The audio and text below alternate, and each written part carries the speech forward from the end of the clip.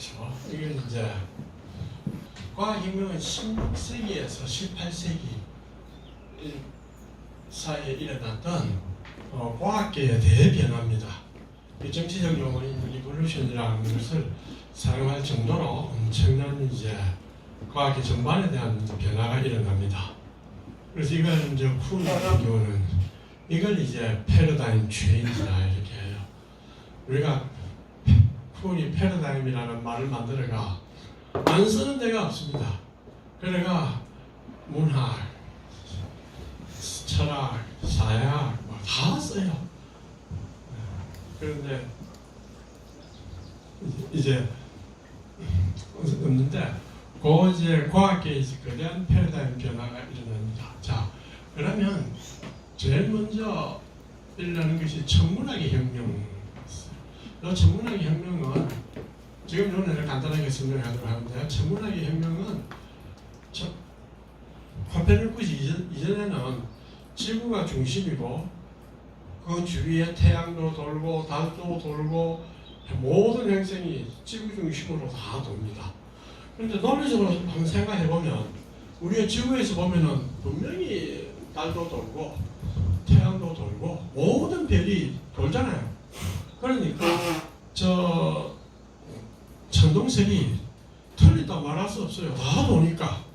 그런 의미에서는 천동설은 틀리지는 않습니다.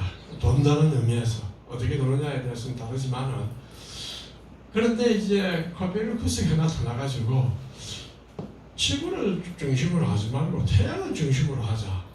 그러면은 수학적으로나 기하학적으로 굉장히 간단하다 하는 걸 보여줬어요. 태양을 놓고 다 태양 중심으로 돈다. 다른 지구를 돈다. 그렇게 이제 코페르니쿠스가 다른 지구를 돈다 했는지 그건 좀 잘 모르겠습니다. 네. 그런데 또한 태양 중심으로 다 돈다 이렇게 이제 해서 이것이 코페르니쿠스의 천문학의 혁명입니다. 요한 케플러는 이제 어떤 사람이 관하가 나중에 이제 나오지만은 지금은 이야기하면 저때 돈다고 할 때 어떻게 도느냐 하면 등속 원운동하는 겁니다. 그래서 아리스토텔레스 프톨레마이오스 천문학이라고 하는 천동설은 지구 중심으로 모두가 원운동이에요. 그런데 케플러가 나타나가지고 보니까 화성이 타원운동 하더라 이거야. 원운동 안 한대, 타원운동한다. 그러니까 사람들이 놀랐습니다. 왜 타원운동 하나, 원운동 하나, 그게 뭐가 문제냐? 원운동을 할 때 왜 원운동 하느냐? 질문을 안 했어요. 왜 질문 안 했느냐? 원은 완전한 운동이다 이거야. 막 와서 중심에서 거리가 똑같고 뺑 돌아오고 제자리에 나오잖아요. 다 원운동한다.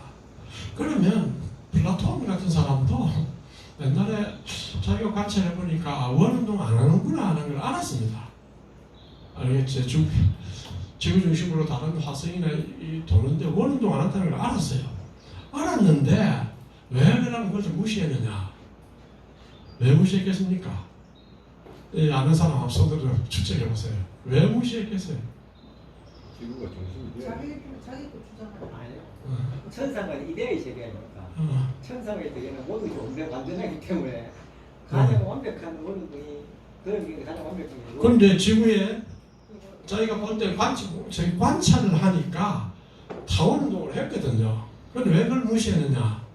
현상계인 거라. 아까 말한 대로 완벽한 건 이데아계인데 우리가 이론을 찾는 건 이데아계를 찾는 거거든요. 네? 현상계가 얼마나 이데아계를 모방하는가를 찾는 건데, 현상계 만약에 타원운동 한다면은 그것이 아파요. 여러 가지로 안정된 사계를 설명하기가 쉽지 않아요. 그러니까 타원운동은 현상계는 그럴 수 있다. 무시. 그리고 나중에 이제 그리스 철학한테 다 나옵니다. 그래서 그 케플러가 타원운동 한다고 하니까 이제 딜레마가 뭐냐? 무엇이 운동을 시키느냐? 원운동은 완전한 운동이니까 내가 설명할 필요가 없어. 타원운동을 하면 설명을 해야 돼요. 그런데 케플러도 난감했죠. 이거 어떻게 설명하냐? 그러니까 케플러는 자석이 나치판이 발견됐으니까 지구도 자석이고 태양도 그러면 자기가 있을 것이다. 자기 때문에 도는 거다. 이런 생각을 했습니다. 이때 처음으로 도는 힘이 어디서 오느냐 하는 생각을 한 거예요. 그 다음에 역학의 혁명은 갈릴레오인데 그 당시는 천상계와 지상계를 구별을 했습니다. 지상계에서 돌을 떨어지면 땅에 딱 멸친다. 왜 떨어지느냐?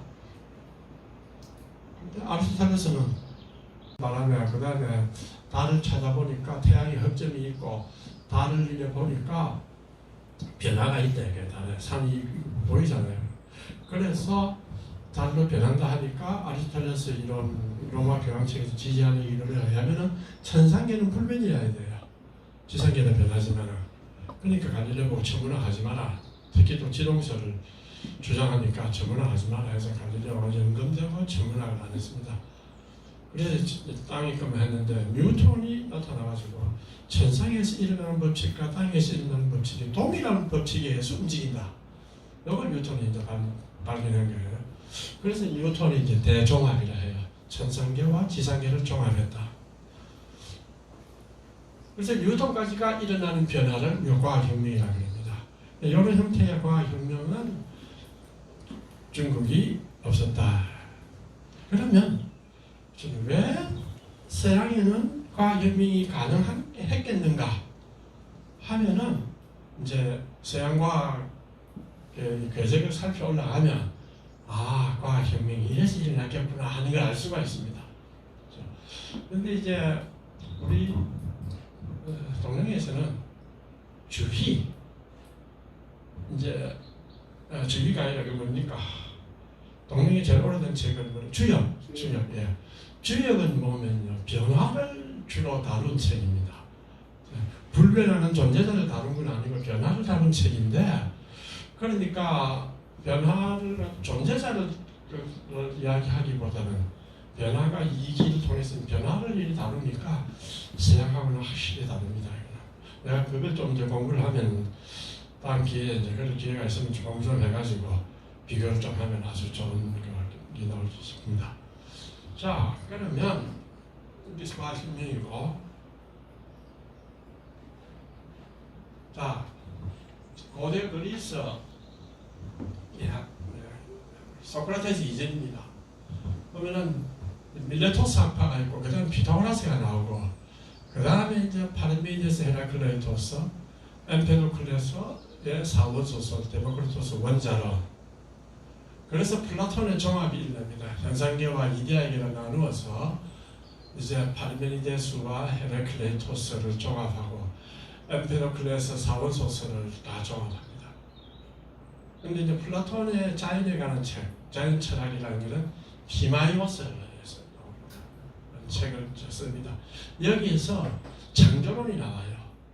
세계를 신이 창조했다. 세계를 신이 창조했다고 이렇게 말할 때는 굉장한 의미가 있는데, 기본이 어떤 의미가 있느냐면 신이 무엇을 보고 창조했느냐, 혹은 신이 어떻게 창조했느냐. 그러니까 데물거스가 신이 이데아계를 보고 창조했다. 그러면은 이 창조된 이 세계는 이데아계하는 현상계지만은 이데아계를 닮았기 때문에 인텔리지블하다 이거야. 이해를 할 수 있는 거예요. 이데아를 탐구를 할 수 있는. 철학의 일부가 이데아계를 탐구하는 거니까 탐구를 할 수 있어요. 이게 이제 만약에 우연히 생겼다, 빅뱅에 의해서 생겼다 이렇게 해봅시다. 그럴 때 아인슈타인이 가지고 있는 우주에 대한 가장 큰 신비가 이제 두 가지가 있다. 하나는 뭐냐? 우주가 이해할 수 있도록 만들어져 있다 이거야. 인텔리지블한 존재다. 근데 그리스 용어로 하면 코스모스다 이거야. 둘째, 그걸 우리가 이해할 수 있다 이거야. 그렇죠? 그게 아인슈타인에게는 신비한 거라. 어떻게 해서 우주가 이해할 수 있도록 구성자라는 법이 어디 있습니까? 그 다음에 우리가 우주를 이해할 수 있는 법이 어디 있어요? 우리도 우주에서 태어났는데. 그렇잖아. 우리도 우주에서 우연히 태어났는데 어떻게 세계를 이해할 수 있어요? 그래서 아인슈타인이 가장 신비하다. 역시 아인슈타인의 천재다운 이야기 보자. 그다음 자 밀레토스학파라는 것이 뭐냐 하면 밀레토스학파는 이 세 사람이 존재합니다. 자 탈레스 철학계에서는 철학의 아버지다 하고 과학계에서는 과학의 아버지라고 부릅니다. 그런데 탈레스는 뭐를 물었느냐? 저때 밀레토스학파가 물기를 이 세계에는 어떤 근본적 존재자가 있다. 근본적 존재자. 이 세계를 탐구하려면 어떻게 탐구해야 됩니까? 할 때 근본적 존재자가 있다라는 생각을 했어요. 그 존재자들이 그 존재자가 어떤 변형을 일으켜 뭘 해서 이 현상계가 이루어진다. 이런 관점입니다. 근본적 존재자가 있다. 근본적 존재는 물이라 불렀어요. 물이라 불렀는데 그러면 이 물은 우리가 마시는 물이냐? 어떻게 생각하세요? 물이라는 단어를 썼다는 말은 마시는 물, 이런 물 맞겠죠. 그런데 다만 오늘날 우리가 생각하는 물, H2O로 이루어져 있다는 것은 아니었어요. 물 안에 어떤 작용하는 힘이 있다.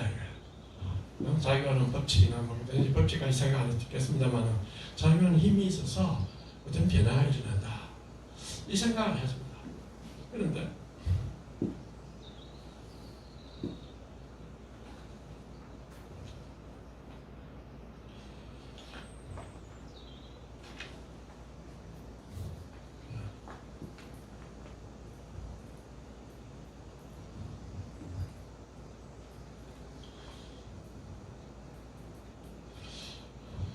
자, 우선은 밀레토스는 터키 서해안, 오늘날 보면 터키 서해안 이오니아의 밀레토스라고 하는데 6세기경에 일본의 자연 철학자들이 등장하면서 시작되었습니다. 그래서 이 사람들을 밀레토스 학파라 부릅니다. 그 중에 이제 탈레스는 BC 624년에서 약 548년 그러니까 한 80 정도 살았습니다. 아낙시멘데로서 이제 끝이 나는데 이 사람들은 이집트인과 메소포타미아인과 달라 자연 현상을 신들의 행위가 아니라 자연 자체의 움직임으로 설명하려고 했습니다. 그래서 밀레토스는 소아시아에 자리 잡은 조그만 섬인데 이제 이 사람들이 아까 말했다시피 다양한 자연 현상을 설명하기 위해서는 어떤 근본 실체가 있다. 여기에 관심을 두고 그것을 가지고 세계의 기원을 설명하고 세계의 다양성과 변화를 설명했어요. 이걸 우리가 말하는 뭡니까? 아르케라 그랬어요. 그 당시에 아르케라는 뜻은 이제 원리라는 뜻을 갖고 있습니다. 사실 지금 우리가 근본 재료라고 우주를 구성하는 근본 재료라는 게 뭡니까? 지금 소립자 아닙니까? 그래서 이거는 소립자는 외부의 힘에 의해서 움직이지 내부의 원리나 속성에 의해서 움직이는 것으로 보지 않습니다. 외부의 힘이 가하니까 움직이는데 그래서 그리고 또 하나는 구성 물질과 구성 원리는 구별되어 있어요. 맞죠? 이제 물질이 움직이는 거는 이 물질을 움직이게 하는 원리가 있다 하는 원리하고 물질하고는 다르다 이게 두 개. 근데 이제 이때 사람은 그 원리하고 물질의 존재를 같이 붙여서 생각했습니다. 그런데 이제 문제는 뭐냐면 이 탈레스는 한번 이야기를 좀 할게요. 탈레스는 철학의 아버지인데 고대 사람들은 탈레스는 7 현인이 있었는데 그 중에 한 사람으로 뽑았습니다. 그런데 탈레스가 만물은 물이다 해가지고 물 가지고 다 설명을 했습니다. 설명하고 뛰어난 학자로서 했는데 이 탈레스가 이집트에 가서 피라미드 있죠. 피라미드의 높이를 재은 거예요. 잴 수 없잖아요. 피타고라스 아마 그 삼각거리 수학 가지고 아마 잰 것 같아요. 그럼 그거는 피타고라스 정리가 아니고 뭐야 합동과 비례 이런 것 가지고 기하 그 가지고 이제 우리가 맞춰야 것 같은데 이 탈레스가 어느 날 이제 길을 걸어가다가 하늘에 별자리만 몰두하다가 어디에 빠졌느냐? 구덩이에 퐁당 빠졌어요. 빠지니까 그 하늘가 트라키아의 하늘가 막 웃었어요. 뭐라 하냐? 아니 사람에게 최고의 것을 가르쳐 주려고 천상의 것을 알려고 하는데 지 앞에 것도 모르면서 무슨 반미의 것도 모르면서 천상을 알려 하는 애가 비웃은 거예요. 그래서 이제 사실은 이제 철학하는 사람들한테는 다 이런 비판들이 많이 있을 수 있습니다.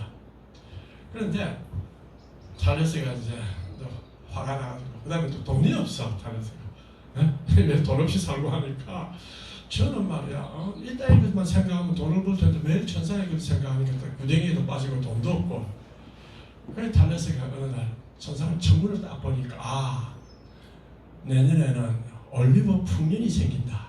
그래서 딱 알았어요. 그래가지고 친구한테 돈을 빌린 거라. 친구들이 왜 갑자기 1년만 있어라 내가 갚아줄게. 하나 돈을 잔뜩 빌렸어요. 빌려가 올리브 짜는 기계를 와 샀습니다. 딱 사가지고 집에 딱 갖다 뒀어요. 그런데 아무도 그 다음에 올리브 풍년이 되려고 생각 못 했거든요. 그런데 올리브 엄청난 올리브 풍년이 됐어요. 그런데 올리브기를 짜야 되는데 기계가 없잖아요. 자기가 가지고 있는 기계 조그만 하나밖에 없는 거예요. 그러니까 막 배나 돈을 주고 이제 올리브 기계를 사가는 거예요. 그러다 해주고 돈을 많이 벌었어. 이 친구들한테 다 갚아주고 또 누구 돈 빌려줘서 어떻게 하고 2배도 주고 막 이래가 다 나눠주고 그랬어요.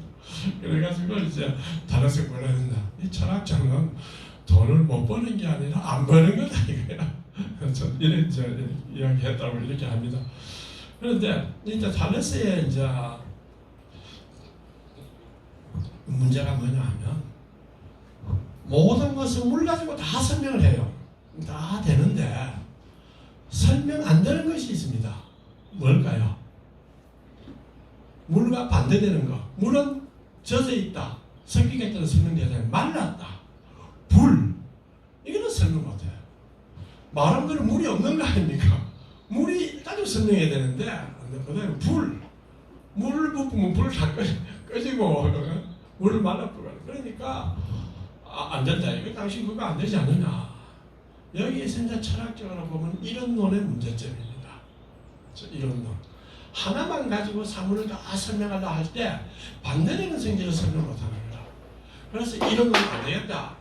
그럼 2개를 만들면 안 되겠냐?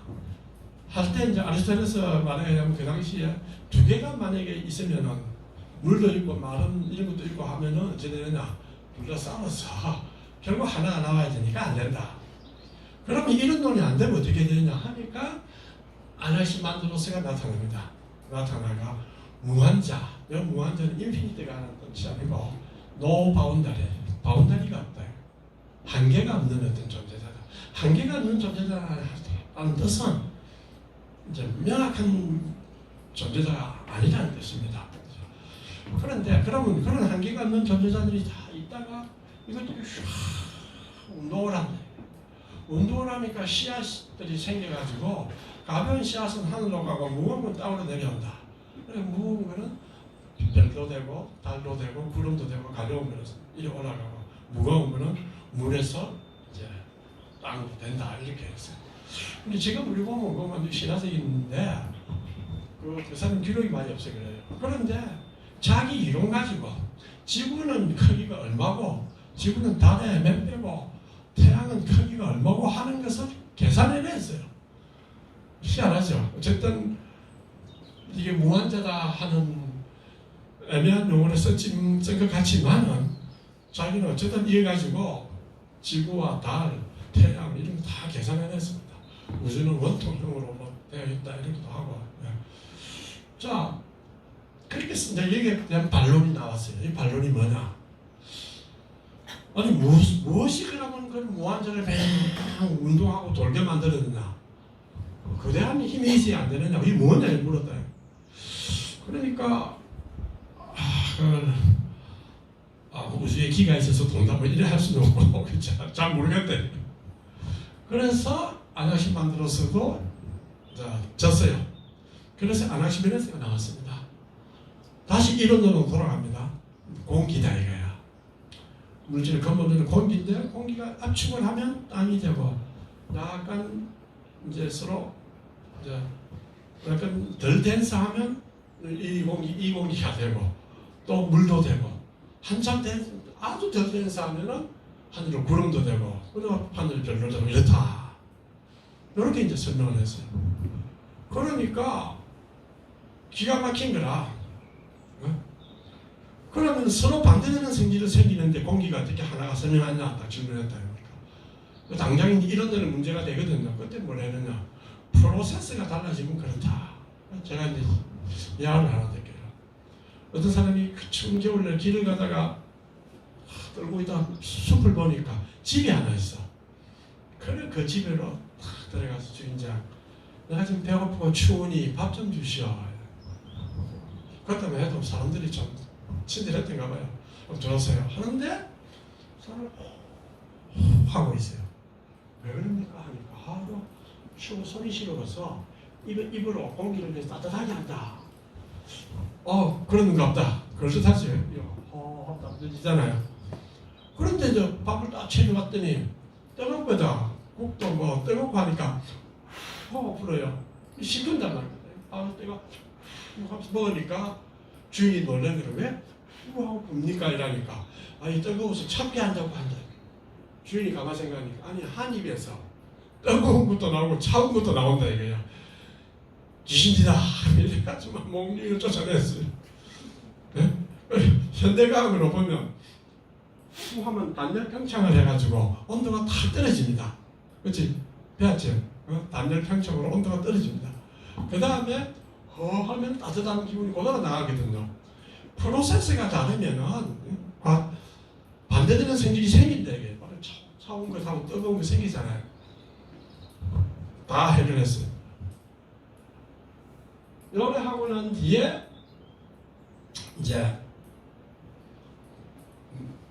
저희 밀레토스 학파는 이제 몰락합니다. 왜 몰락하냐면 밀레토스가 이제 다 정복되고 뭐 이래가지고 다 이제 사라집니다. 그런데 이 밀레토스 학파의 문제점과 공헌이라 그랬습니다. 이게 뭘까?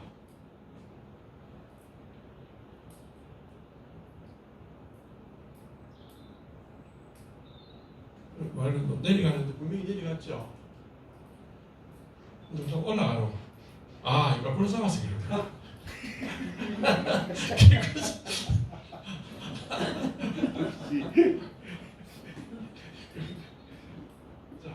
밀레토스 학파의 특징을 보면 근원적인 물질, 모든 사물을 구성하는 것이라면 아까처럼 근본 물질이 존재한다. 근데 서로 반대되는 기준을 설명할 수 없다 했습니다.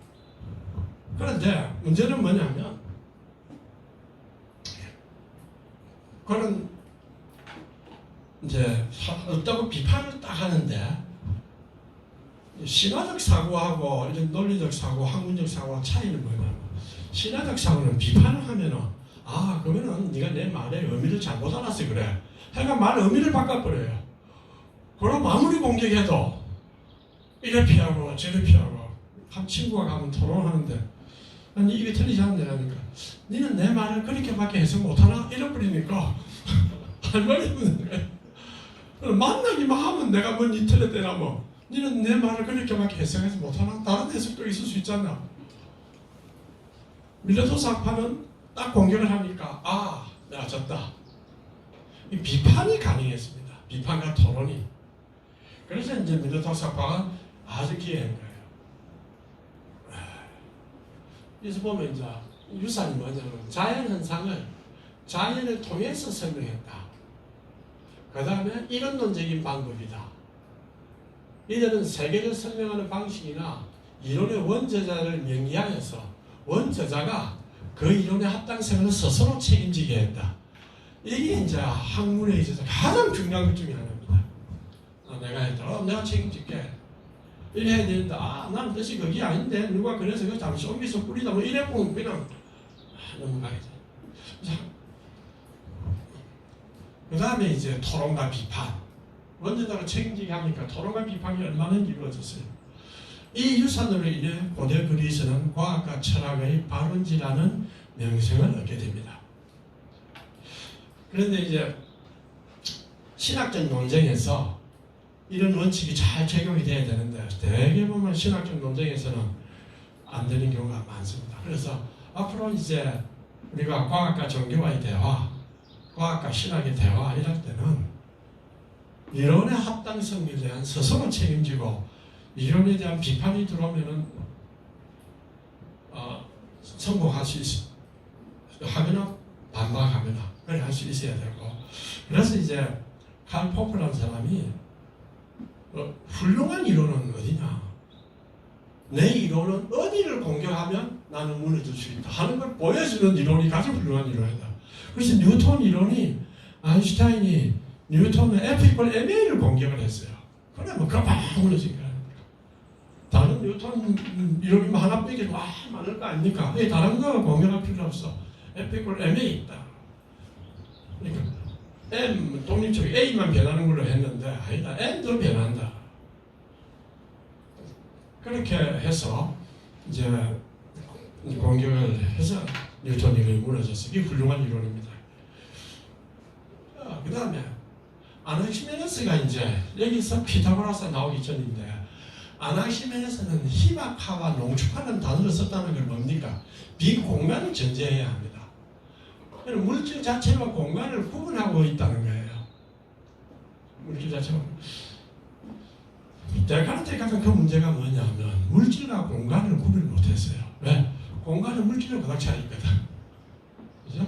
공간은 물질로 가득 차 있는데 여러분 공간은 뭐며 물질이 가득 찼나 뭐 공간이랑 있어야 물질이 찰 거 아니냐 이런 생각할 수 있거든요. 그런데 이 존재하는 세계에서는 공간과 이걸 구별할 수가 없습니다. 그래서 연장이라는 단어를 이제 데카르트가 물체는 연장 가능하다. 그럼 공간도 요만한 공간도 연장 가능하지 않느냐. 그러니까 물체도 연장 가능하다. 공간도 연장 가능하다. 물체와 공간을 어떻게 구별하느냐. 데카르트인데 딜레마. 그런데 이제 공간은 공기로 설명이 안 됩니다. 그러니까 우리 생각에는 지금 우리가 갖고 있는 상식적 생각은 아니 공간이란 비어 있는 것이지 거기 무슨 설명할 게 있냐. 그렇잖아요. 그래서 공간이 비어 있다. 그래서 이제 근본적인 추론을 하는 사람이면 공간이 비어 있는 곳이라는 것이 나오려 하면 비어 있다는 컨셉이 무엇인가 하는 것을 그 사회에서 철학자들 사회에서 일관되게 이해가 되었어야 했어요. 나중에 어느 사람이 비판하더라도 이게 그래야 합리적으로 이해가 되지 않았거든요. 그러니까 이제 문제가 생겼어요. 문제는 무엇이 그러한 구별을 일으키는가? 농축하는 희망하는 결국 다른 양의 물질들이 같은 크기의 공간을 점유한다는 것을 의미하는 것이 아니냐? 크기는 요만한데 다른 양, 조그만 물질을 하면은 희박하고 많은 물질이 점유하면은 이제 농축적이다. 이 문제가 이제 생기는 것이 아나키메데스의 문제입니다. 사실 이것도 정확하게 하려면 그 당시에 공간이라는 개념을 어떻게 이해했는가 알아야 되는데 그거는 좀 내가 잘 모릅니다. 내가 막 찾아본 책은 없고 좀 더 어려운 책을 찾아야 되는데 그래서 이제 공기는 내적 특질을 가지지 않은 근원적인 물질인데 빈 공간이라는 개념과 물질이라는 개념을 구별할 수가 없다. 그렇다면 밀레토스 학파 이론의 전체가 붕괴된다. 바로 밀레토스 학파 이론의 크나큰 문제다. 그래서 피타고라스가 해결책을 제시합니다. 피타고라스는 누구냐 하면 기원전 572년에 사모스에서 출생합니다. 기원전 532년에 이주해서 피타고라스 공동체가 있었어요.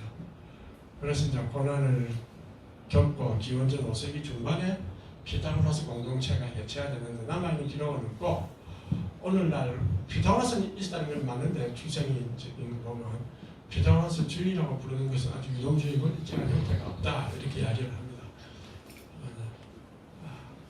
피타고라스는 누구냐? 아나키메데스의 제자입니다.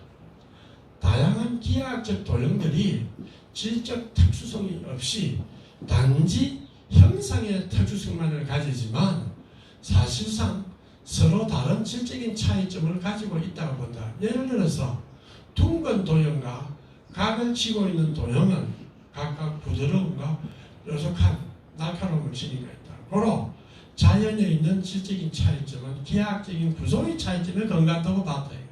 자, 이게 무슨 말입니까? 다양한 기하학적인 도형, 사각형, 삼각형은 형상, 모양만, 폼의 차이만 있지. 아니, 내용은 없다. 그렇죠? 삼각형, 무릎 구성되느냐, 이런 게 없어요. 그렇게 되어 있는데, 여기에서 이가 팍 떠올라온 게 뭐냐? 아, 둥근 도형은 얼마나 부드럽냐? 각을 지닌 도형은 뾰족하지 않느냐? 그렇다면, 이 자연에 존재하는 것들은 이런 기하학적인 구조들 때문에 서로 다른 질적인 차이가 나오는 것이 아니냐라는 생각을 한 거예요. 자연은 질적인 차이죠. 기하학적인 구조의 차이입니다. 그래서 이제 이걸 가지고 밀로토사파 문제에 답변합니다. 음악의 이론의 영역에서 성공했어요. 바로 음정 간격은 단순한 수치 비율에 의해서 음악 소리가 높낮이가 설명이 됩니다. 옥타브도 내는 거, 화음이니 뭐니 하는 거 전부 다 수학적인 비례로 다 설명을 해요. 바로 왜 성공했지 않았느냐. 그래서 만물은 수다. 만물은 수다. 사실은 저기 우리 보면 제가 학교 다닐 고등학교 때 배울 때 만약 그때 고등학교 선생님이 수란, 만물이 수라는 말이 무슨 말인가를 설명해 줬거나, 예? 그래서 내가, 야, 참, 훌륭한 고등학교 선생님 내가 한 분 수학 선생을 만났는데, 벡터를 저한테 가르쳐 줬어요. 수업 시간에. 이야, 신기하다, 이거. 그거 딱 배워가지고, 대학 가서 그때 공부하는 거 놀다가 시험 문제 나오는데, 생각하니까 벡터 나는 그거 가지고 다 푸는 거야, 대학 시험도. 대학에서 시험도 풀고 원자력 연구소 가서도 계산하고 고등학교도 하나 잘 배워가지고 그래서 이제 이 만물의 수다는 걸 또 철학사 시간에도 이 무슨 말인가 하는 걸 잘 선배지 가르쳐 주었으면 얼마나 좋았겠어요. 자, 사실은 거기에 오늘 잘 봅시다.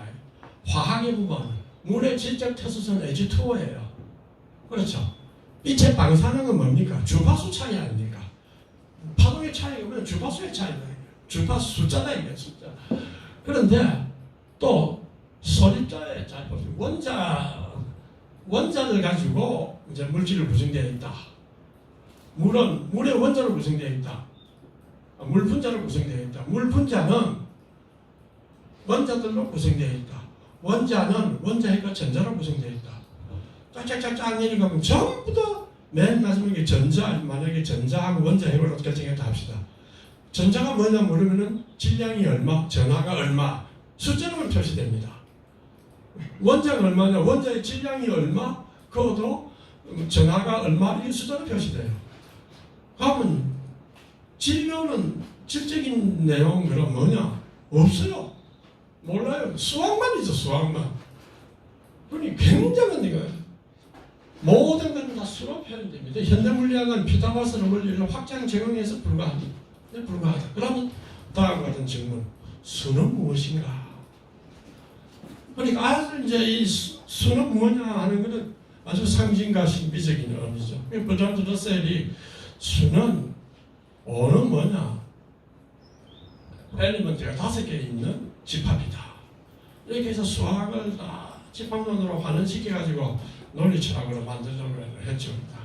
다 이제 피타고라스 이 사건이 어마어마한 거고, 러셀 말에 의하면 플라톤은 그냥 피타고라스를 다 응용해서 불가하다. 우리는 플라톤이 최고라고 하고 있는데 그래가 막 무시를 해버려요. 그 다음에 이제 그렇게 하고 이제 지나가고 난 뒤에 엠페도클레스가 나타납니다. 그러니까 사물은 자, 불, 숨, 물, 흙, 숨은 공기, 물, 흙, 4가지 본질적인 원소의 합성물이라. 이제 엠페도클레스는 사원소수를 주장하는데 밀레토스학파는 원소 하나로 다 했어요. 그렇죠? 했는데 이때 봐서는 4개가 있어도 안 싸운다 했는지는 모르겠습니다. 그러니까 4개를 다 했어요. 합성이다. 그런데 이걸 플라톤과 아리스토텔레스도 받아들였어요. 그래서 아리스토텔레스는 물, 불, 공기, 흙 이 4가지 원소의 첨예한 성질인 건조함, 습함, 따뜻함, 차가움의 조합으로 형성된다. 물은 습합이고 불은 따뜻하고 또 흙은 건조하고 이렇게 좀 하면 공기가 차갑습니다. 어쨌든 이런 걸로 형성된다. 다 이런 형태로 이제 설명을 했습니다. 그런데 플라톤이 나오기 전에 이제 지금까지는 세계를 설명하기 위해서는 근본적 존재자가 무엇이냐를 설명했는데 그 다음에 변화가 무언가라는 질문을 하게 됐어요. 왜냐하면 파르메니데스가 아주 이제 자기가 한 체험을 했는데 큰 전차 한 마리 끄는 전차를 타고 어느 여신한테로 갔어요. 여신한테로 가니까 여신이 뭐라 했느냐, 존재하는 것은 일자다, 변하지 않는다, 변하는 것이 없다.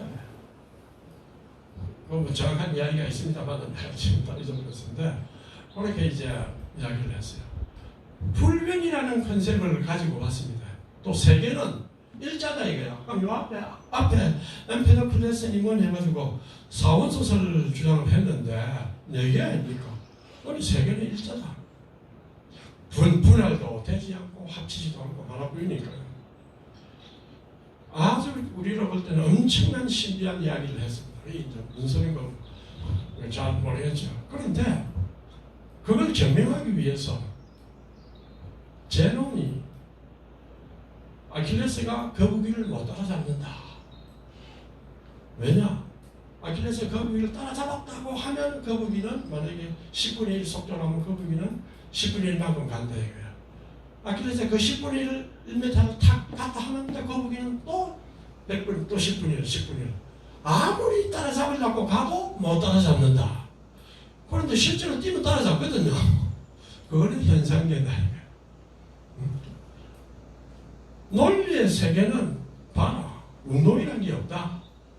그 다음에 내가 지금 우리 김용현 지사님한테로 갈 수 있느냐? 못 간다 이라는 거라.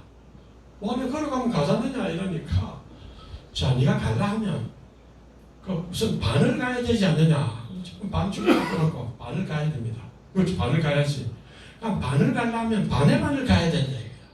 반의 반을 가려 하면 반의 반에 또 반을 자꾸 하면 이게 반을 못 움직이는 거예요. 그러니까 써 있어요. 논리의 세계다. 그 당시 논리라는 단어를 썼는지 모르겠지만 이 불변의 세계다. 있다 이거예요. 그래서 그것이 파르미데스의 그 생각이 그 세상은 업견의 세계와 본체의 세계가 있는데 본체의 세계는 불변이고 우리 업견의 세계, 의견들의 세계는 다 변하는 거다. 이렇게 설명을 한 거예요. 그러면 그 본체의 세계가 무언가? 그 발견이 파르미데스의 탁월한 면입니다. 그거는 이제 파르미데스 워낙 어렵고 그건 연구하는 사람들이 많이 있으니까 그 공부를 많이 해야 되는데 파르미데스가 소크라테스보다 나이가 많아요. 파르미데스가 60살쯤 됐을 때 소크라테스는 30살 그래 이제 만난 거예요. 만났다는 이제 기록이 있는 것 같아요. 그러니까 파르메니데스한테 소크라테스가 배운 거라. 뭐를 배웠겠습니까? 불변의 세계를 배운 거예요. 다 배웠는데 불변의 세계를 배웠어. 그 다음에 헤라클레이토스는 뭐냐 하니까 보니 야 근본적 존재자가 아니야. 전부 다 변한다 이거야. 전부 다 변한다. 근데 문제는 뭐냐면 전부 다 변하면 그래서 불이 근본적이다 오히려. 불바람 막 태우고 다 변한다 이거. 그런데 여름이 오면 다음에 가을이 오고 가을이 오면 겨울이 오고 겨울이 오면 봄이 온다 이거야. 이 반복하는 거라. 이걸 뭐냐 이거야. 그래서 이 케이오틱하고 막 변하지만은 변화를 지배하는 법칙이 있다. 그걸 로고스다. 그러니까 헤라클레토스가 아무리 변한다 해도 로고스라는 것이 있다. 불변이다. 그래서 파르메니데스는 차이가 뭐냐면 파르메니데스는 불변에 우선성을 두었거든요. 이쪽은 이제 불변은 보조 역할을 한 거예요. 뭐라 제 생각이 그렇습니다. 참으로 맞는지 안 맞는지는 지금 전문가가 돼봐야 알고. 그래서 이 두 사람이 변화와 생성이라고 하는 그 문제에 대해서 이제 연구를 한 사람입니다. 아마 소크라테스가 파르미데스를 만들고 하니까 그 사상이 플라톤한테 전해졌어요. 자, 플라톤이 가만 생각하니 파르미데스와 헤라클레이트를 종합해서 뭐를 만들었느냐? 이데아계라고 해요. 하나만 있는 게 아니고 이데아계는 하나지만은 이데아계에 많은 존재자들이 있다 이거야. 자, 그리고 현상계가 이렇게 딱 분리시켰어. 이데아계는 불변인 거야. 참된 세계는 불변인 거야. 그러니까 파르미데스가 그 사상을 안 불어넣어 주었으면은 감히 이데아계라는 말을 할 수가 없어요. 이게 굉장히 중요합니다. 그래서 제가 생각하는 교육이나 이런 거 할 때 보면 근본적인 사유할 수 있는 모티브를 주면 처음은 생각 안 나도 나중에 해가지고 느끼는 거야. 그래서 이제 이게 이데아계는 불변하는 존재고 현상계는 가변적이다. 그럼 현상계하고 이데아계의 관계는 뭐냐? 현상계는 이데아계를 모방한다. 그렇기 때문에 우리가 현상계를 보고 저것은 예를 들어서 손상호 성교사님이다 딱 이래 버리면 니 어찌하냐? 나는 이데아 세계에서 내가 왔기 때문에 저 현상계에서 왔기 때문에 그때에 손상호 이데아를 본 적이 있다 이거야. 그걸 딱 보니까 비슷하게 돼요. 손상호다. 이렇게 안다고 생각하는 거예요. 어찌 보면 그게 굉장한 건 뭐냐면 고양이가 무수히 많은 고양이가 있는데 그걸 고양이라는 컨셉 아래 모아넣잖아요. 그래서 수많은 개 종류가 많은데 발발이 삽살개 스피치 다 있는데 개 그걸 우리가 어떻게 가지느냐 이거예요. 어떻게 그 인식을 할 수 있는 너는 내가 하는 경험은 개라는 걸 경험하는 것이 아니고 스피치를 경험했고 발발이를 경험했지 개라는 걸 경험하지 않았다 이거예요. 그런데 내가 개라는 걸 갖고 있는 거라. 그러니 거기 있으니까 뭐든 인식이 가능한 거예요.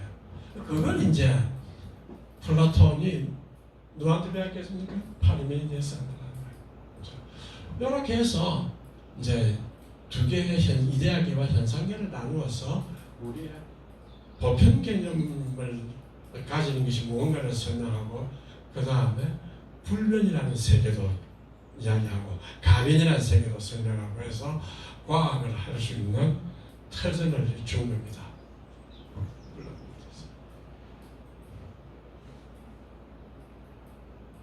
그래서 이제 플라톤의 자연철학의 티마이오스라는 책이 있는데 이 티마이오스의 사원소설 플라톤을 받아들이고 5원소가 있는데 5원소는 천상의 원소입니다.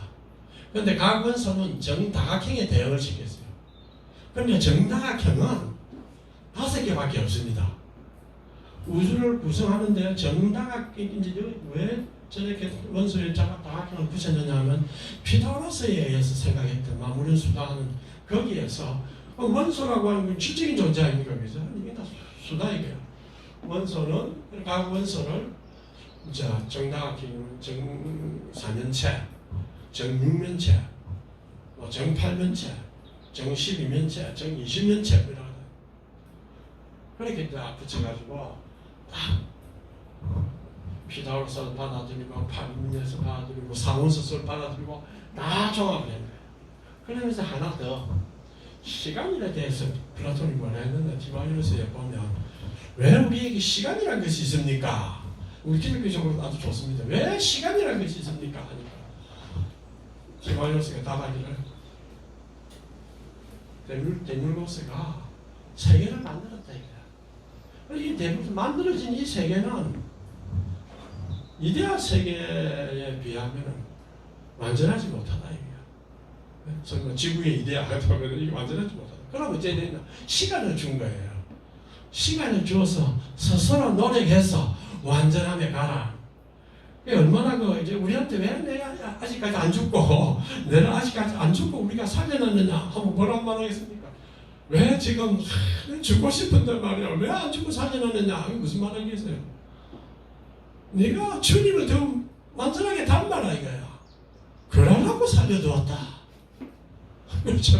왜 니한테 시간을 준 줄? 니 놀아라고 시간 준 게 아니고 주님을 더 닮아가라고 시간을 줬다. 우주의 시간을 왜 주었느냐? 이데아 세계로 닮아가라고 주었다. 그러니까 신학에서 얼마나 그 차용을 잘하겠어요. 그렇죠? 그 다음에 영원이 뭡니까 이거야? 우리가 영원히 가도록 시간이 영원히 간다. 그러면서 둘, 셋, 넷 한참 갔는데 영원이라는 걸 잡을 수가 없어요. 왜? 계속 아직 가지도 않았는데 그게 영원이라는 걸 잡습니까? 그렇죠? 그 영원이라는 걸 이데아 세계는 영원한 존재다 이거예요. 아니 영원이라는 단어를 막 쓰는 거예요 우리가. 무한이라는 단어는 잘 못 씁니다. 그렇죠?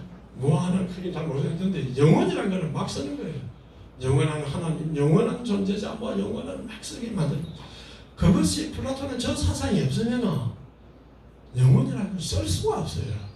신학에서 그 얼마나 중요합니까? 그렇죠? 하나님이 역사에 보면은 때가 참에라고 하는 그게 굉장한 이야기예요. 앞뒤로 보면 딱 맞는 거예요. 로마가 됐기 때문에 학문을 할 수 있는 토대가 됐다는 얘기예요. 알렉산드리아라고 거대한 도서관이 있었고 다 공부할 수 있는. 그래서 기독교인인 그 시절에 박해받고 무슨 지난번에 이야기했다시피 폴리갑의 제자 이그나티우스 또 이그나티우스 제자 이레니우스 이레니우스는 또 지난번에 그래서 했는데 보니까 판테누스라고 또 있습니다. 그 사람이 이제 그 이레니우스의 스승이었을까 그 알렉산더 클레멘스라고 아주 교부 철학자가 있는데 그 사람의 스승이 판테누스예요. 판테누스는 어떤 사람이냐 하면은 바돌로메 있죠. 바돌로메가 세례를 주는 사람한테서 세례를 받아. 그래서 내려오는 거예요. 자, 한번 생각해 봅시다. 박해받고 그 당시 예수 믿던 사람이 그래 뛰어난 사람, 천재적인 사람이 거의 없었을 거 소수거든요. 그런데 그 세례받고 1인 알렉산더 클레멘스에 내려오니까 클레멘스가 영웅적인 힘을 발휘해가지고 그 모든 이단들과 대항해가지고 이제 신앙을 만들었다 아닙니까? 그러니까 그 다음에 내려오고 할 수 있었거든요. 그것이 뭐냐? 안정된 로마가 할 수 있었어요. 학문의 자유가 있었고 이렇게. 또 에집트 쪽이 그래도 그나마 도서관도 있고 알렉산드리아가 공부할 수 있는 좋은 분위기가 되어 있었고 그때 귀족급에 해당되는 사람이 또 믿었고 또 그 귀족이 방황하면서 돌아다니다가 예수님 사람 만나가지고 기독교가 진짜네 해가 갈 수 있었고 그 내려가는 순서가 있습니다. 자, 그런 생각을 하면 우리가 내가 여기 좁은데 어쩌다가 요 사람들 우리가 만났다 이거야. 만나다 보면 이렇다 이 생각하면 안 됩니다. 하나님이 우리에게 시간을 주고 또 만남을 주고 한 것은 이러한 주님의 일을 이 시대에 해야 됩니다. 우리가 남이 어떻다 아프다 좋다 말할 것도 없이 이미 그건 할 수 없고 우리는 우리가 맡은 바 임무가 뭔가를 우리가 해야 돼요. 그래 하다가 하나님 부르면 가기 싫지만 갈 수도 있고 살았다고 갈 수도 있는 사람도 있을 거고 그건 잘 모르겠습니다만 자, 그 다음에 플라톤은 우주를 어째 봤느냐 하면 우주는 유기체라고 봤습니다. 그 당시에 지금은 우주는 우리가 무기물이라 보거든요. 무기물이라 보는 거하고 유기물이라 보는 거 차이가 뭐냐면 무기물을 본다 할 때는 어떤 자연의 법칙에 의해서 그냥 따라가는 거는데 이게 무기물이고 유기물은 고도나 복잡하게 연결돼가 스스로 어떤 성장을 하는 그런 존재자입니다. 그럼 그 당시에 보세요. 지구상에 갑자기 꽃도 피고 나무도 자라고 다 하잖아요. 그럼 우주가 뭐로 보이겠어요? 유기물로 보이지. 그렇죠. 그리고 신의 설계다. 여기 깨지는 것이 이제 데카르트 이후에 기계론이 들어오면서 무기물로 보는 것이죠. 근데 무기물이 맞느냐? 잘 모릅니다. 아까 말했지만 우주의 현상을 설명하는 건 과학이 하는데 근본 목적과 의미를 설명하는 것은 과학이 못한다. 그 다음에 이제 신의 설계다. 여기 있죠. 그러니까 이것이 우리 신약사 시대에 들어올 거 아닙니까? 그럼 구약 사상하고 그걸 제대로 표현하려면 이론적으로 표현해야 되는데 플라톤의 이런 걸 가지고 하면 얼마나 표현하기 좋아요. 그 다음에 이제 과학 탐구 동기를 어찌 했느냐 하면 이뜻한 과학 탐구는 자연적 윤리적 관점에서 봤습니다. 왜 내가 과학을 탐구해야 되느냐 할 때는 이때 윤리적 관점이라고 하는 거는 철학적 탐구 목적에서 생긴 게 아니고 신 혹은 세계혼을 드러낸다. 그래서 이제 옛날에 그 로버트 보일이니 뉴턴이니 이런 사람들이 과학을 할 때 케플러도 마찬가지입니다. 과학을 할 때 목적이 뭐냐? 무슨 동기니 과학을 하느냐? 자연은 하나님 주신 것이다. 이걸 내가 탐구해야 된다. 그래서 하나님의 영광을 드러낸다. 딱 돼 있죠. 그렇죠? 윤리적인 관점이죠. 야, 탐구하니까 과학적인 이런 것도 소원은 있었지만 목적은 없습니다. 그 다음에 형이사학적 연구를 떠나서 연화선동하는데 자연을 탐구한다. 자연과학이 들으면 정신 나간다. 나는 연화선동한다고 철학책 읽는데 이라겠지. 왜? 그래서 저 생각을 갖고 있으니까 태양을 보니까 하늘에 별들 같지 않으니까 다운 운동을 한다 이거야. 다운 운동을 하는데 뭐라 했습니까? 현상계는 내가 얘가 선동한다고 지금 보는데 그걸 뭐 다운 운동한다고 그냥 골치 아프게 원인도 찾기 골치 아프지 않는데 그냥 무시해라. 원운동하는 거다. 원운동하는 것이 타당하다 이거야. 자연이 운동하는데 타당하다는 게 됐으니까 운동하면 하는 거 안 하면 안 하는 것이 타당하다. 이렇게 해서 이제 자연 철학을 탐구를 했습니다. 이것이 플라톤의 자연 철학. 그 다음에 요거 한번 하고 원자론이 나타납니다. 데모크리투스는 기원전 470년에서 460년에 그리스 북부 지방에 아주 앞전에 있어서 부유한 시민인 헤게시드라우스의 아들로 태어났다. 그래서 내가 찾아보니까 그리스 철학자 이름 나 있는 철학자는 전부 다 부유한 집안에서 태어났어. 그래서 내가 인문과학을 전하려 하면 이 가난한 집에서 먹고 살라고 안 됩니다. 아주 부유한 데서 마음 놓고 이적저적 공부할 수 있어야 돼. 그래서 여러분은 자녀를 아주 훌륭한 신학자냐 훌륭한 철학자냐 인문학자를 만들려 하면은 아들은 돈이나 벌이나 니는 네 손자, 네 아들, 손자한테는 기대를 해야지 아들한테는 참. 근데 그건 아주 느꼈어요. 그래서 젊은 시대에 바빌로니아에 에지프트도 여행을 합니다. 자, 바빌로니아로 여행했다는 뜻은 바빌론의 경험 관찰 자료와 수학적 이런 것들을 배웁니다.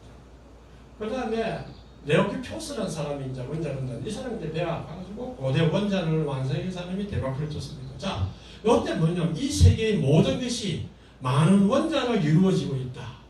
이 원자와 텅 빈 공간으로 이루어진다는 생각을 했어요. 대단합니다. 자, 질적으로 다 다른데 그럼 세계의 근본 존재자는 뭐냐? 근본 존재자는 허공가 원자다. 입자들 아닌 입자들. 수많은 입자들이 빈 공간을 돌아다니는 있어. 운동, 원자, 허공이 이 세계 얼마나 희한한가. 지금은 뭐 원자도 발견했다, 해미경으로 본다, 뭐 이런 말 하는데 전자희미경 만들어 전자를 쏜다 이 말 쓰거든요. 전자는 관찰이 안 됩니다. 그러나 전자희미경 만들어 쏜다는 말까지 쓰는데 그 당시에 완전히 보이지 않는 것. 그러니까 히브리서 11장에 믿음은 바라는 것들의 실상이요 보지 못하는 것의 증거다. 보지 못하는 것에서 세계가 이루어져 있다.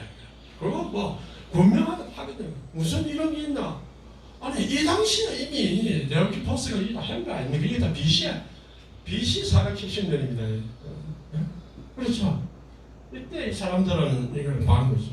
그러니까 히브리 우리 구약에서 보면 자 우리가 하나 알을 거는 구약이 형성되는 그 과정에 보면은 외부에 이제 신하들하고 다 연결되어 있어요.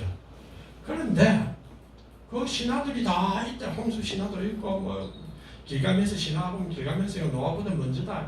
그래서 노아는 길가메스 신하에서 나왔다 합니다. 그래서 내가 한번 논쟁하면서 그래. 야, 이런 사상이 하나 나오려 하면 수없이 많이 있었겠지.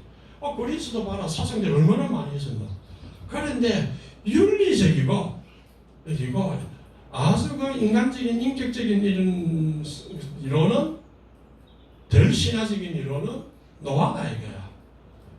길가메스는 길가메스대로 가라 이거야. 노아는 이거 하나님 주신 거다.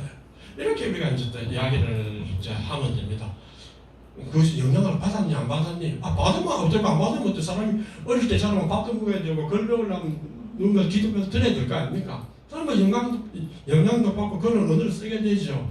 당장 우리가 플라톤의 언어를 쓴 거 아닙니까? 신학자들이 초기 교부들이 그렇죠. 그건 영향을 받든 안 받든 문제가 아니고 그것이 영향을 받아서 표현에는 되지만 참이냐 거짓이냐는 하나님이 말씀이기 때문에 참이고 저거는 그냥 일어난 사건이고 이렇게 이제 우리가 얼마든지 담대하게 할 수 있습니다.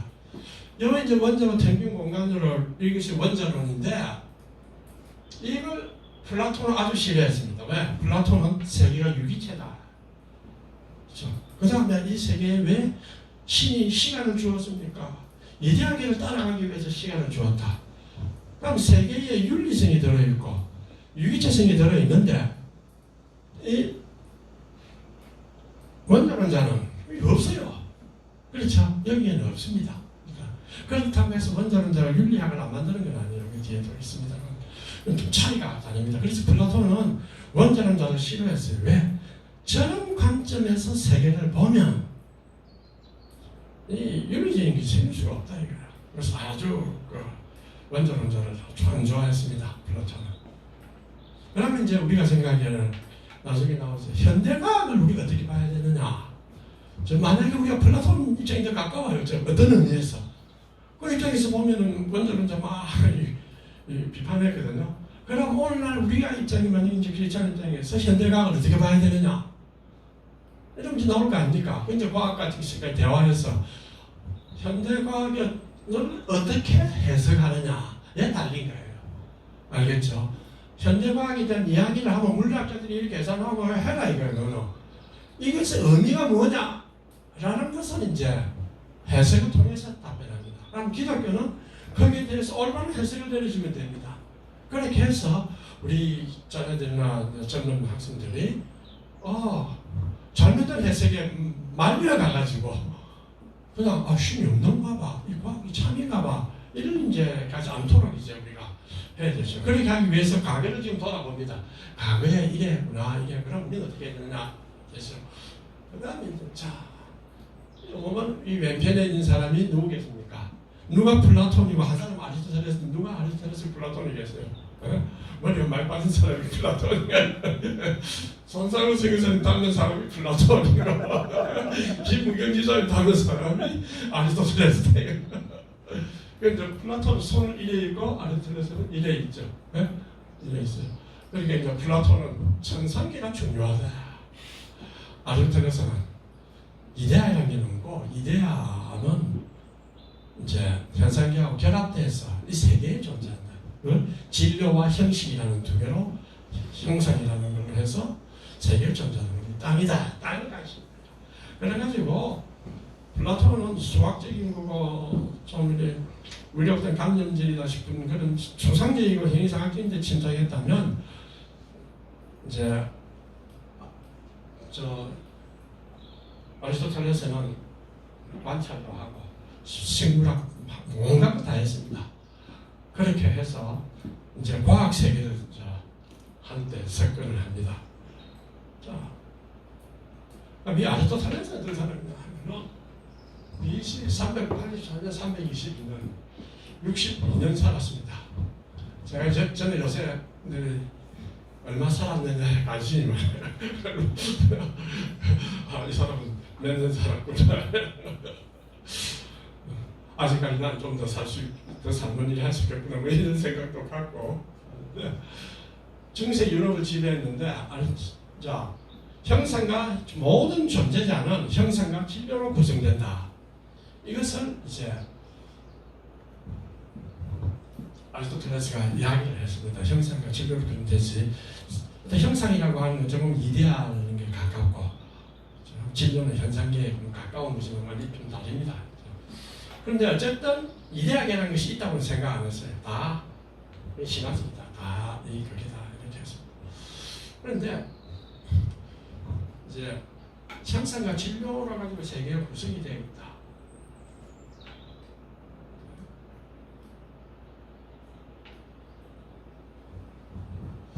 형상과 질병의 의미를 한번 설명드릴게요. 이거 아마 여러분 딴 데 가면 잘 못 찾습니다. 나는 다라핀 폴레스타리 우리가 지식을 가진다는 것은 형상적 지식뿐이다. 진로는 모른다. 내가 아주 자극을 내가 받았는데 자 아까 이야기했다시피 나무를 보자 이거야. 이 나무의 형상은 뭡니까?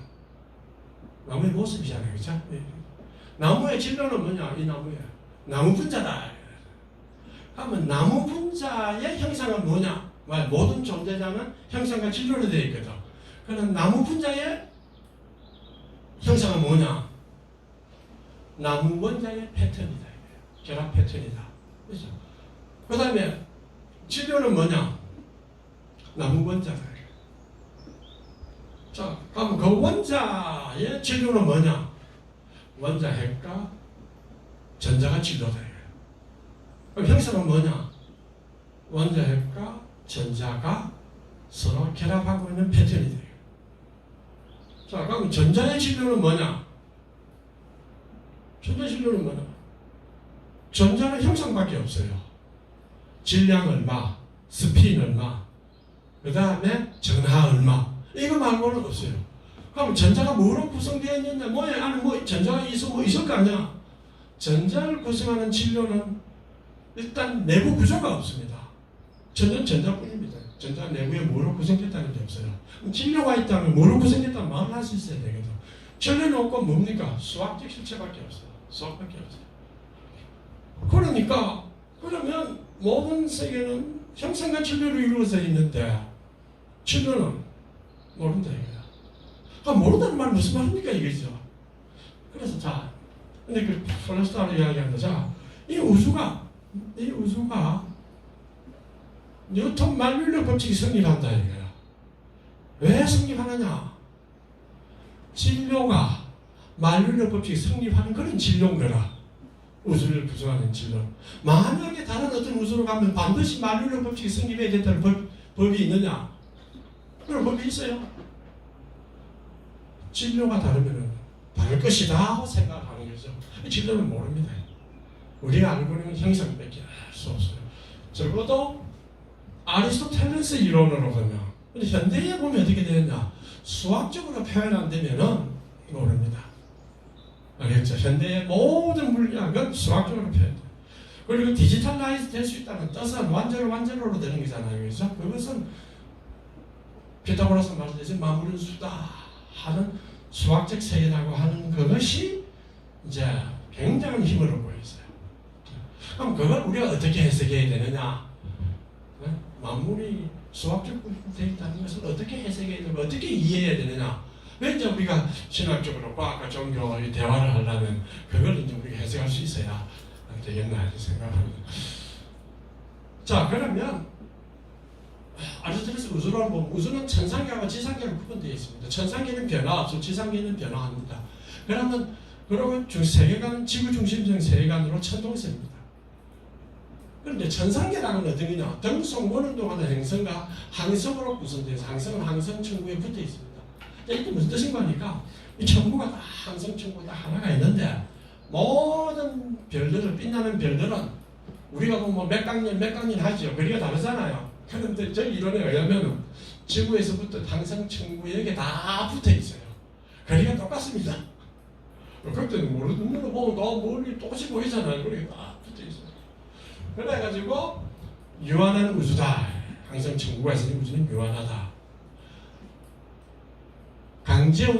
운동은 강제운동과 자연스러운 운동이 있다. 자연스러운 운동이라는 건 뭐냐? 설명할 필요가 없어요. 돌을 떠서 땅에 넣어도 왜 넣습니까?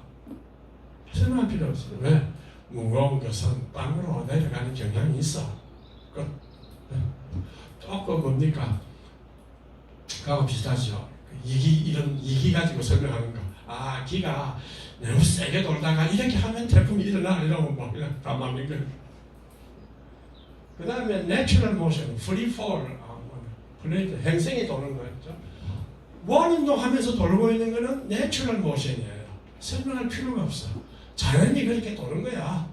딱 만들 때 그냥 돌게 만들어놨다 이게. 설명할 필요가 없어요. 근데 아까 무거운 거는 땅에 내치고 가벼운 거는 땅에 올라간다. 가벼운 거 하면 깃털 새로 올라간다. 설명할 필요가 없어요. 이렇게 이제 아르테미스 5개, 7개. 그다음에 운동의 원인이 있다. 어떤 게 운동을 하거든. 내가 이 던지면 강조를 따라가잖아요. 운동의 원인은 뭐냐? 반드시 접촉에 의한 힘의 전달입니다.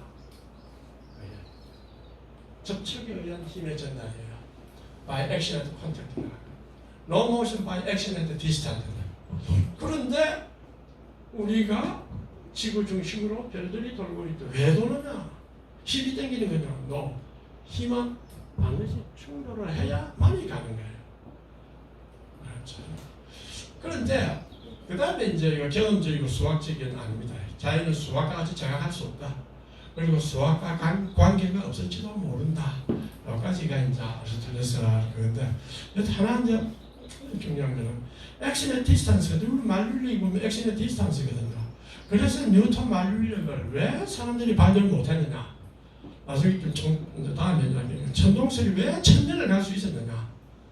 알겠죠? 천동설이 천년을 갔거든요. 그래서 관찰할 때 지구가 태양이 지구 중심으로 태양이 돌아가면 불편함이 많이 있었지만 그대로 갔어요. 이게 이제 아리스토텔레스의 거대한 이제 이 사상 때문인데, 자 액션의 디스턴트를 인정하면 어떻게 되느냐? 이 천성술 붙잖아요. 하늘의 별에 의해서 내 운명이 결정되잖아. 이게 뭡니까? 액션의 디스턴트 아닙니까? 뭐 원격에 의해서 내 운명이 결정되는 거야. 내가 이래 하면 그러니까 우리 손상우 선생님 딱 놀래가지고 쓰러진다든지 뭐 이런다 이게. 예? 그거 다 액션의 디스턴스거든. 이게 뭐 마술 아니겠어요? 야 힘을 하려면 때려야 힘으로 가지. 그러니까 활을 쏘았어요. 활 시위에서 나가면은 활 시위에서 나가면 나갈 때는 내가 믿었으니까 나갔다 이거야. 그다음 내 시위에서 떠났는데 왜 계속 가느냐? 왜 계속 가느냐? 관성의 법칙을 몰랐거든. 그러니까 가는 이유가 있다 이거야. 공기가 꽉 차 있는데 지공이 없습니다. 공기가 꽉 차 있는데 이걸 가니까 미니가 공기가 뒤로 밀려갈 거 아닙니까? 그 뒤로 밀려가는 공기가 이 공기를 딱 치는 거야. 그럼 또 딱 가요. 그럼 앞에 공기가 이 들어오니까 공기가 밀리가 뒤로 뺑 돌아가서 또 탁 치는 거야. 착한다. 그럼 뒤에 이제 좀 이제 팽팽하게 하면 더 많이 치나 뭐 이런 거 하겠죠. 어쨌든 그런 식으로 설명을 했습니다. 관성의 법칙이 없었으니까. 그래서 공을 던지면 가가 저절로 선다. 어린 아리스토텔레스는 그렇게 이제 생각을 했어요. 그런데 그것이 옛날에는 이제 제가 어리석은 생각하나 어리석은 생각이 아니라 그 당시에 관찰 실력 가지고 사물을 보면 굉장히 합리적입니다. 어째서 원격 힘이 생기는데 뉴턴이 만류력 할 때 원격 힘을 이야기했거든요. 그건 누가 믿겠습니까? 누가 믿겠어요? 근데 뉴턴은 감히 그런 만류력 주장을 어떻게 하게 됐을까요? 그런 것이죠. 이게 이제 뉴턴의 신앙과도 관련이 있고 각 방법에 대한 철학과도 관련이 있다 이렇습니다. 그러면 여기까지 하면은 저는 뭐 더 할 수 있습니다만 좀 하면 되겠죠. 다음 시간에 더 좋은 말로 하겠습니다.